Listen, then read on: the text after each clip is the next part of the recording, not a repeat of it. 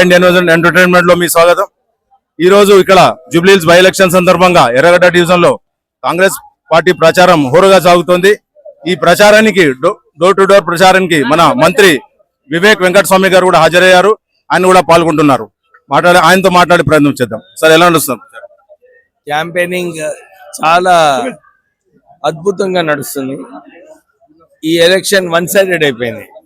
అందరు కూడా కాంగ్రెస్ పార్టీకి ఓటేస్తాము. ఇంకా 3 సంవత్సరాలు ఉన్నాయి. కాంగ్రెస్ పార్టీ మాకు అభివృద్ధి చేయొచ్చు. ఈ 10 సంవత్సరాలు టీఆర్ఎస్ హయాంలో అభివృద్ధి శూన్యం. ఈ 2 సంవత్సరాలు టీఆర్ఎస్ అభ్యర్థి ఎమ్మెల్యేగా ఉండే ఏమి పనులు చేయలేదు. నిన్న ముఖ్యమంత్రి గారు కూడా ఇది అన్నారు, నాకు ఒక్క రిప్రజెంటేషన్ రాలేదు జూబ్లీహిల్స్ నుంచి ఏమని చేయాలంటే. కానీ 2.5 నెలల నుంచి ఏదైతే మేము పొన్నం ప్రభాకర్ గారు, తుమ్మల గారు ఇక్కడ ఈ ప్రాంతంలో పనిచేసినామో 200 కోట్ల రూపాయల అభివృద్ధి పనులు చేయడం జరిగింది. ఇది ఒక నిదర్శనం అన్నమాట. ఫ్యూచర్ లో అన్ని తెలంగాణ హైదరాబాద్ సిటీని ఎట్లా డెవలప్ చేయాలని చెప్పి ఈ జూబ్లీహిల్స్ అభివృద్ధి ఒక నిదర్శనం అవుతుంది. మేము ప్రజలు ఏదైతే ఇప్పటి వరకు వారు సన్న బియ్యం అన్నా కానీ, కొత్త రేషన్ కార్డులు అయినా కానీ, మహిళలకు ఫ్రీ బస్ ట్రావెల్, 200 యూనిట్, ఇవన్నీ కూడా ప్రజలు గుర్తిస్తున్నారు. దాంతోపాటు ఎవరికైతే సొంత జాగా ఉందో వాళ్ళందరికీ ఇందిరమ్మ ఇల్లులు కూడా ఇచ్చే కార్యక్రమం రాష్ట్ర ప్రభుత్వం తీసుకుని ప్రజలు ఎదురు చూస్తున్నారు. కాంగ్రెస్ పార్టీని గెలిపించాలి. టీఆర్ఎస్ పార్టీ ఏదైతే బాయ్ బాయ్ టీఆర్ఎస్ అని మొన్న అసెంబ్లీ ఎలక్షన్ లో ఇచ్చారో, ఇప్పుడు మొత్తము టీఆర్ఎస్ పార్టీని సాఫ్ చేయనికే ఈ ఎలక్షన్ లో కాంగ్రెస్ పార్టీని గెలిపిస్తున్నారు. ఈ కాంగ్రెస్ పార్టీ ప్రజలకు బాకీ ఉందని కేటీఆర్ గారు బాకీ కార్డుల రూపంలో ప్రజల దగ్గర తీసుకెళ్తున్నారు. దానికి మీరేమిటి సార్?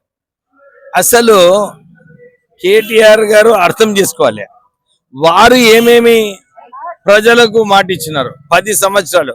ఫస్ట్ వాళ్ళు దళిత ముఖ్యమంత్రి అన్నారు, దళిత ముఖ్యమంత్రి చేయలేదు. 3 ఎకరాల భూమి అన్నారు, అది చేయలేదు. ఇంటింటికి ఉద్యోగం ఇప్పిస్తున్నారు, ఏమైంది అది? తర్వాత అందరికీ డబుల్ బెడ్రూమ్ ఇల్లు కట్టిస్తున్నాడు. డబుల్ బెడ్రూమ్ ఇల్లు కట్టేవి కానీ ఆయన కోసం ఒక 100 పడకల ప్రగతి భవన్ కట్టించుకుంటూ కేసీఆర్, కొడుకుకేమో 100 ఎకరాల ఫామ్ హౌస్ కట్టించిండు, అల్లునికి ఒక ఫామ్ హౌస్, బిడ్డకు ఒక farm house. TRS party double bedroom ఇల్లు కట్టక వాళ్ళ సొంతం కోసం ఫామ్ హౌస్ కట్టుకున్నారు కానీ డబుల్ బెడ్రూమ్ ఇల్లు కట్టేయలేదు. నిరుద్యోగ వృద్ధి ఇస్తున్నారు, అది కూడా ఎక్కడ కూడా అమలు చేయలేదు. అంటే వారు బాకీ కార్డు కేవలం ఈ 2 సంవత్సరాలు, మాకు 5 సంవత్సరాల గురించి రాష్ట్ర ప్రభుత్వము ఎన్నిక చేసినారు. బాకీ కార్డు పోలేదు ఏలాది జీతం. సో అసలు బాకీ కార్డు వాళ్ళకి చెప్పాలి, మీరు ఏమేమి ప్రామిస్ చేసినారు, ఏమేమి ఇవ్వలేదు అని చెప్పి ప్రజలు అడగాలి. ఎందుకంటే నిరుద్యోగ వృద్ధి చూసుకోండి, ఇది సరే. బాకీ కార్డులో ఇంటికి ఒక ఉద్యోగం, డబుల్ బెడ్రూమ్ ఇల్లు, నిరుద్యోగ వృద్ధి, ఇవన్నీ కూడా వాళ్ళు ఇచ్చినారు. 2 సార్లు గెలిపించుకున్నారు జిహెచ్ఎంసీ ఎలక్షన్ లో. మేము డబుల్ బెడ్రూమ్ ఇల్లు ఇస్తామని ఎక్కడ ఇచ్చిండ్రు?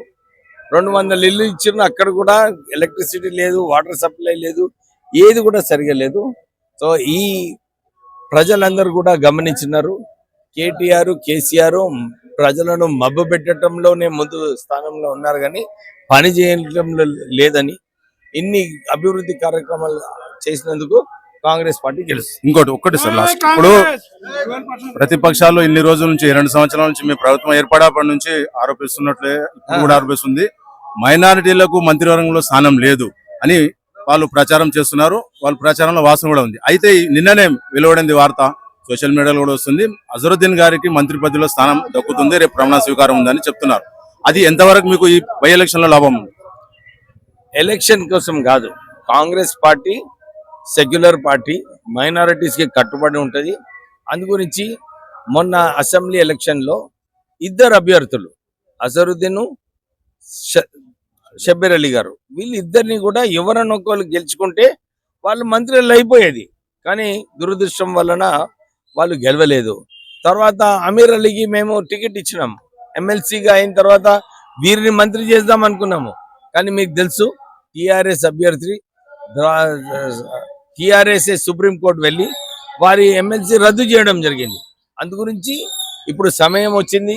మొన్న అజరుద్దీన్ని ఎమ్మెల్సీగా చేద్దామని చెప్పి ఆ ప్రపోజల్ కూడా బీజేపీ బీఆర్ఎస్ ఇద్దరు కలిసి ఆపిర్రు ఆ ప్రపోజల్. అందు గురించి వారికి ఇప్పుడు మంత్రి పదవి ఇవ్వడము. మా దగ్గర ఇంకా 3 స్థానాలు ఖాళీగా ఉన్నాయి. ఆ 3 స్థానాలు ఖాళీగా, ఒకటి ముస్లింకి, ఇంకా 2 ఒక బీసీ ఒక రెడ్డికి ఇవ్వటానికి ఆ ఖాళీగా ఉన్నాయి. దాని ప్రకారంగానే చేసినాము ఏదైతే పట్టు. అంతేగాక 17 మంది ముస్లిం సోదరులకు మేము చైర్మన్షిప్ ఇచ్చినాము. అప్పుడు ఆ టిఆర్ఎస్ హయాంలో ఖాళీ మహబూబ్ అలీ మంత్రి, కానీ మంత్రి ఉండి కూడా ఒక ఆడియోని కూడా పిలిచే పరిస్థితి లేకుండే ఆ రోజులలో. ఖాళీ కేవలము షో కోసము మంత్రి పదవి ఇచ్చిను. మా దగ్గర ముస్లిం సోదరులకు ఇంతమంది 18 మందికి చైర్మన్ చేసినాము. మంచి మంచి ముస్లిం సోదరులకు మంచి స్థానాలలో సదర్న్ ఎలక్ట్రిసిటీ కంపెనీకి ముషరఫ్ ఉన్నాడు. మన సర్ఫరాజ్ అహ్మద్ గారు ఈ మెట్రోకి, అంటే మంచి మంచి స్థానాలలో మనము కాంగ్రెస్ పార్టీ ముస్లిం సోదరులకు ఎంకరేజ్ చేస్తుంది. సో ఈ ఎలక్షన్ లో ప్రజలందరూ కూడా గమనిస్తున్నారు. ఈ 10 సంవత్సరాలు హయాంలో ఉన్నప్పుడు కబ్రస్థాన్ గురించి మాట్లాడలేదు. ఈ 2 సంవత్సరాలు ఎమ్మెల్యేగా ఉన్నప్పుడు టిఆర్ఎస్ ఏం మాట్లాడలేదు. ఇప్పుడు కాంగ్రెస్ గెలుస్తుందని చెప్పి ఇది ఒక ముద్దా తీసుకున్నారు. మేము ముస్లిం సోదరులకు అందరికి ఇదే అప్పీల్ చేస్తున్నాము. మా క్యాండిడేట్ గెలిపించండి, మా బాధ్యత కబ్రస్థాన్ ల్యాండ్ ఇప్పించడానికే. నేను చాలా నమ్మకం ఉంది నాకు. త్వరలోనే ఈ కబ్రస్థాన్ ఇష్యూకి వీళ్ళకు 7,700 స్క్వేర్ యార్డ్స్ భూమి ఇప్పించి కబ్రస్థాన్ స్థాపిస్తారు. Okay, thank you sir.